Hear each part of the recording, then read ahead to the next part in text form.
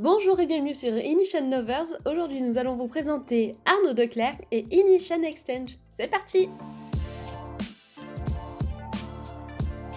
Alors bonjour à tous, je suis Arnaud Declercq, software développeur à Spiromatic, une boîte basée à Gand en Belgique. Nous concevons des machines, pour donner une idée, dans le milieu agro-industriel, donc tout ce qui est stockage, dosage et liquide, dosage liquide automatisé et solide.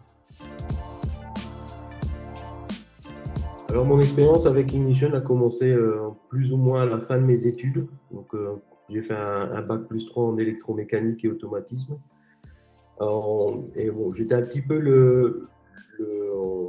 je vais dire, la mauvaise personne dans l'école, enfin, dans ma classe, parce que j'étais l'un des seuls avec un MacBook et bon, un peu les élèves qui me charriaient un petit peu. Ouais, dans notre domaine, les MacBooks, il n'y a rien qui tourne dessus. Et un soir, j'ai simplement tapé sur Google SCADA pour macOS et Ignition était le premier que j'ai eu. Et c'est comme ça en fait que ça a commencé. J'ai regardé le site, ah tiens, c'est intéressant. Puis, au fur et à mesure, essayer de comprendre un peu comment le système fonctionnait, essayer de l'apprendre. Et puis l'apprentissage en plus avec l'Inductive University, qui est en soi un outil formidable et en plus gratuit. Pour apprendre Ignition, c'est vraiment l'idéal. Et sur l'impact professionnel, je dirais que Ignition m'a ouvert quand même de sacrées portes, du moins sur les 5 dernières années, avec entre autres un webinaire avec Travis Cox de chez Ignition, de chez Inductive. J'aurais jamais pensé pouvoir faire un webinaire avec quelqu'un avec une expérience pareille.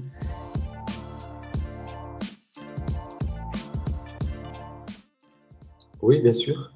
Donc Ignition Exchange, c'est en fait une plateforme créée par Inductive Automation pour l'échange, d'où le nom Exchange, de ressources. Donc ça peut être des scripts, ça peut être des vues, ça peut être des tags. Elle est principalement en fait maintenue par la communauté, pour la communauté, je veux dire.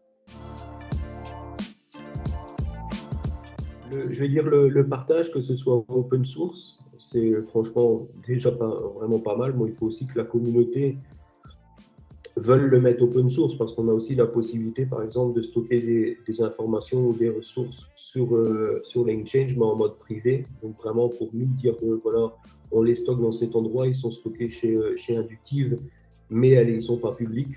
Ce qui est pour moi pas le cas. Je pense qu'il y a une ressource qui doit être en privé de mon côté, mais c'est parce qu'elle a été refusée par Inductive. Donc voilà, pour moi, la plateforme Exchange porte bien son nom. Ça doit être une plateforme d'échange. Si on crée une ressource pour la mettre en privé, autant la garder chez soi. Au moins, elle n'est pas stockée sur des serveurs, même si Inductive est quand même plus que sérieuse, mais au moins ils sont stockés sur nos serveurs. Je veux dire, si c'est des choses professionnelles ou sur nos ordinateurs, si on fait des choses au niveau privé. Après, il y a aussi vraiment le gain de temps. Donc, j'avais déjà parlé d'essayer de faire un projet complet, rien qu'avec des ressources disponibles sur l'Exchange pour voir un peu comment on pouvait construire quelque chose assez rapidement.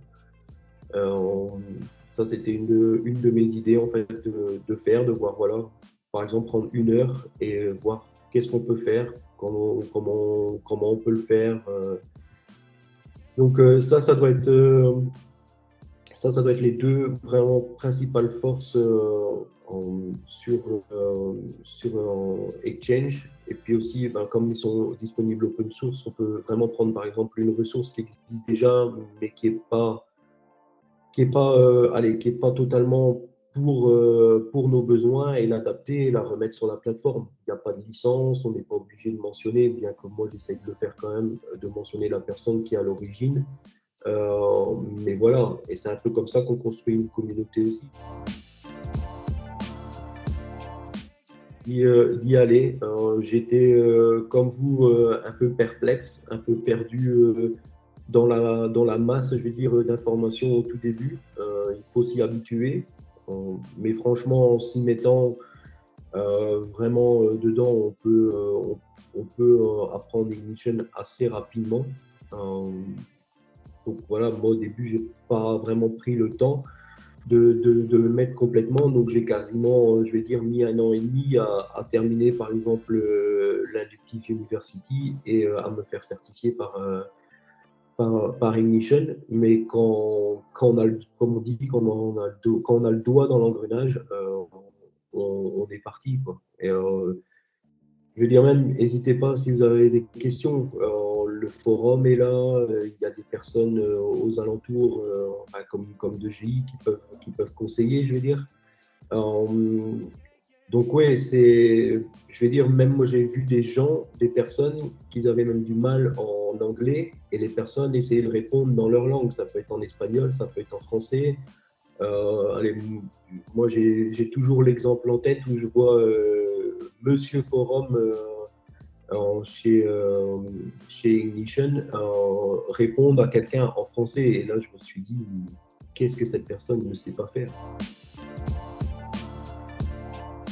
Oui, comme je dis souvent, même avec mes collègues ici chez Spiromatic, je vais même le dire en anglais parce que ça a un peu plus de sens.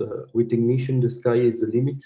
Donc vraiment, le ciel est la limite, je vais dire. Où vraiment la seule limite que vous avez avec Ignition, c'est la créativité que vous avez, quoi. Donc c'est vraiment les seules limites pour l'instant que moi j'ai trouvées. Merci d'avoir regardé cette vidéo, c'était l'interview d'Elovers par l'équipe de 2GI Technologies, société experte en informatique industrielle. 2GI Technologies est intégrateur en France et en Europe, et l'entreprise est certifiée intégrateur premier par Inductive Automation, le plus haut degré de certification sur le logiciel Ignition.